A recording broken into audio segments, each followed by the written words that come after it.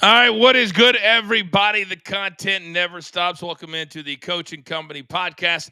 We are live here on YouTube and social media almost every single weekday, unless we are traveling. So, thank you to all of you who finds all of our content. The easiest thing to do is to subscribe to both of our YouTube channels, our BTT YouTube channel, our Coaching Company YouTube channel.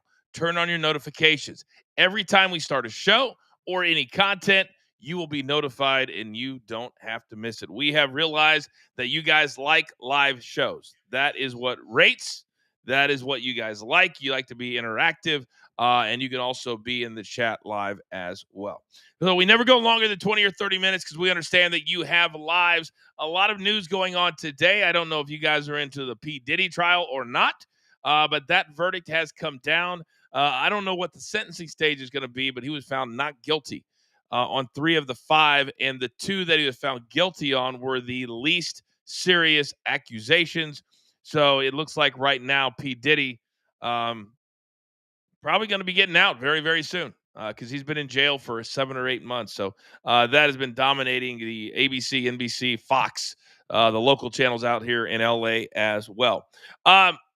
So we like to dive in here on the show because we have plenty of time to talk sports betting and odds and all that good stuff during Coaching Company Live every single day at 10 a.m. Eastern Time. So we like to go a little bit deeper into topics here.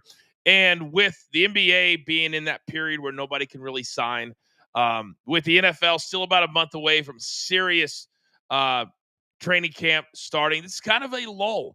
This is the time of year where people start to kind of recalibrate. They're redoing shows. They're thinking about what's my future going to look like. And yeah, we don't have the ability to do that here because we are busier than we've ever been at BTT Studios. I encourage you tonight, Coach and Bro Show, fastest growing show in all of pro wrestling. We were on the Stadium Network on Wednesday nights, 11 p.m. Eastern Time. We repeat at 6 a.m. Eastern Time. And for those of you who also love pro wrestling, I have a brand new show on Sirius XM every single weekday, 2 to 4 Eastern Time. It's called Off the Ropes. Today, Nick Nemeth will be my co-host. So if you have Sirius XM, I would encourage you to watch our new show, 2 to 4 o'clock Eastern Time. But speaking of the NBA, making news, and this has been the craziest rash of injuries I've ever seen in my time as an NBA fan. We're talking about major, major stars going down with the same injury. And the NBA is actually launching an investigation to try to figure out exactly why these Achilles are tearing. Because when you're talking about the Achilles and the NBA, as a former basketball player myself, the one thing you want to always be able to do is move quickly, is to cut, to be able to change directions. And when you have an Achilles tear, 2 things happen. You lose that. Just look at Aaron Rodgers and his inability to scramble now in football. But also, you're scared to make that move because when you put that foot back and you push off, that's how you got hurt in the first place. None of these were contact injuries. Achilles rarely are. You might see once in a great, great while a guy step on the back of the lower leg, but that usually does not require a tear of the Achilles. Kimberly, shout out to you. So Damian Lillard, who tore his Achilles, had surgery in May, and it also matters when it happens to you because it's a full year injury. An ACL now, because of improvements in technology and all of that, that can be maybe 10 months, but you're pushing it. All of these serious ones, they're a full year. So if you hurt yourself in April or May, like Halliburton did, like Lillard did, like Tatum did, you're essentially losing 2 seasons because they lost their playoff series. So that is a lost season. And they're probably going to miss all of 2025, 2026. But the nice thing about the NBA, unlike the NFL, is that all of the contracts are guaranteed. So Dame Time is still going to make his $113 million that he is owed. Here's where some of the new provisions, new rules over the last few years are also going to help the Milwaukee Bucks. Because on the surface, you say to yourself, damn, 40-some million dollars counted against the salary cap? Well, that's no longer the case because there's this new thing called the stretch provision, and it allows a team to stretch out the payment of a contract when you negotiate a buyout or you release a player. So they will now have 5 years to pay Damian Lillard, or again, at least against the salary cap. So about 22, $23 million instead of 40 some million dollars. That's a big deal. That's a really, really big deal. Because now you've got what, 18, 19 million dollars to put towards another player. They're all billionaire owners. So $18 million, they got that in their back pocket. Don't feel sorry for the owners in this situation. These are guaranteed contracts. And a guy like Damian Lillard now gets to rehab in Portland around his friends, around his family, because none of those people left when he got traded away from Portland. They were all still there. He also, I believe, went through a divorce, I think. He's got a couple of kids. So it'll be nice to be able to have everybody in the same spot. You never want to be away from your kids. And I don't know his situation, but I'm assuming they stayed in whatever schools they were in, et cetera. That's I'm assuming that's normally what happens. Is if a big time player is moved or traded, their family will stay, because usually you're talking the season's 8 months and you're traded middle of the year, or even if you're there the full season, that's still 7 months, and your schedule is so brutal. You're practicing every day, you're working out every day, you're traveling all the time. So normally the wife will keep the kids back in the city where they were playing, because that's normally they have friends there, the wives have friends there. So the player will sacrifice for that period of time. And normally a team will also, because I used to run with a lot of players who played in the league when I was in wrestling, and a lot of them will have a high-rise apartment building, or at least I had a buddy who played for the Rockets, and I was friends with his brother. His name was Bobby Sura. And they had this downtown high rise that, super nice 1-bedroom, 2-bedroom apartments, probably going for several $1,000s a month. But it was downtown. So whenever they practice or have a shoot around in the morning, then they would be able to just go to an apartment and not have to drive all the way outside of Houston. And a lot of teams I know have these. So if you're making the kind of money that most players in the NBA are, they can afford to have 2 spots. And a lot of them would do that. So now Dame Time can figure out exactly where he wants to go. My guess is, since he had the surgery in May and it's a full year, that he's going to miss all of next season. And that's kind of what the Bucks were probably thinking, is we got to get rid of this. If we sacrifice $18-19 million, then we can get another player in here, because Dame was going to miss at least to the playoffs next year. And this year, even with him, they were not a great basketball team. They were far from it, getting bounced by the Pacers in the Eastern Conference playoffs. Having a hard time saying my P's today. I don't know why. Playoffs. All right, you're listening to the Coaching Company podcast. We are here almost every single weekday. Turn on those notifications, and whenever we start a show, we try to do as many days as we possibly can. Have you guys seen the drama? More drama coming out of the WNBA. They can't just enjoy the fruits of their labor. Word coming out that for a league that is not profitable, they've had, I believe, 2 seasons where they've turned a small profit. 2 out of the entire history of this league. They're going to expand. Cleveland, Detroit, Philadelphia. Why?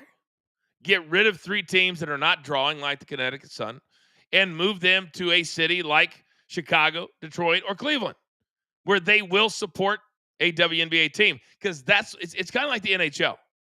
You're never going to get the billions and billions and billions of dollars in your media rights deal, which is why the players don't make that much money. But players like Angel Reese, they can't seem to figure that out at all. We need to make more. Well, the league needs to make more money. So the one cash cow that they have, the players are so petty. They are so petty that they can't even get over their jealousy. Caitlin Clark, who admittedly has missed 7 of their 16 games, but the Fever last night won the Commissioner's Cup without Caitlin Clark in the lineup. Leah Boston was phenomenal. They were talking a little bit of trash as they were popping bottles. Not quite so they'd be able to pull the audio out and use it. But nevertheless, if you really slow the video down, you can hear it a little bit. And that is something Caitlin Clark, to this point, has not been a part of. All of the hits and the bashing and knocking her to the floor, she has never said anything. And finally, her teammates are coming to her aid. So when it comes to all-star voting, she set records. The most votes for any player in the history of the WNBA. And it's not close. It is not close. My goodness. I have honey in my mouth today. So you have a player that the fans clearly the last 3 years have wanted to come and see. Every game when she's on the road, sold out. A lot of their games had to be moved to bigger arenas to accommodate the fan base so they could make more what? Say it with me, revenue, money. And the players just can't seem to see that. Now, I will give Angel Reese her flowers for the last week or two. She's having some big-time games. She's playing big-time basketball. But she is not the straw that stirs the drink. That is Caitlin Clark. And if we never knew that before, which we all did, you better know it now. But the players in their voting voted her 9th. So the fans breaking records. Voting 9th by the players for Caitlin Clark. What are we doing? I know she's missed 7 of 16 games. This is the all-star game. The all-star game the league has put in Indianapolis. Why? Because of Caitlin Clark. She will be a captain of this team because of the fan vote. If you're a player in the NBA and you're going to Golden State, then you build that entire game around Steph Curry. If you're going to Los Angeles, you build that entire game around LeBron James.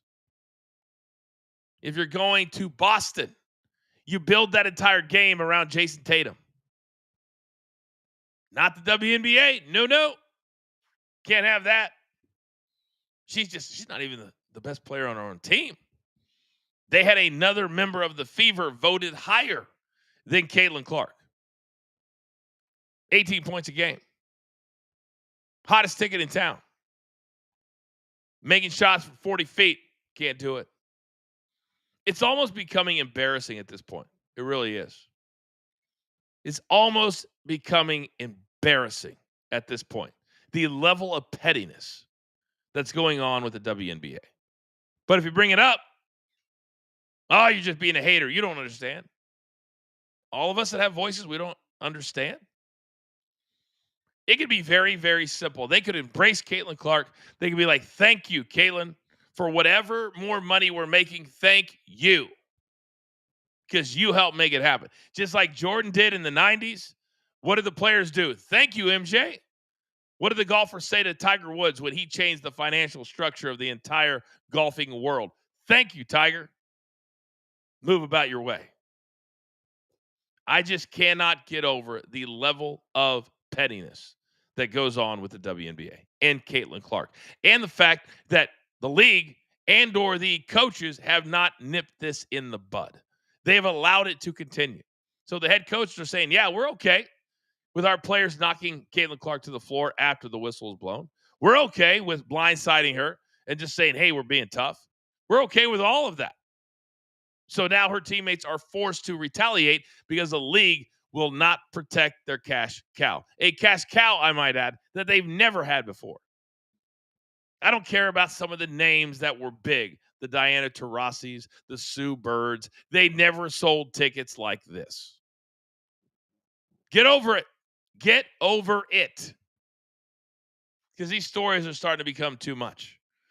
But Angel Reese, 15 rebounds, 15 points, 4 straight with over 15 rebounds. You are the villain. Embrace that. Caitlin Clark is Superwoman. Embrace that.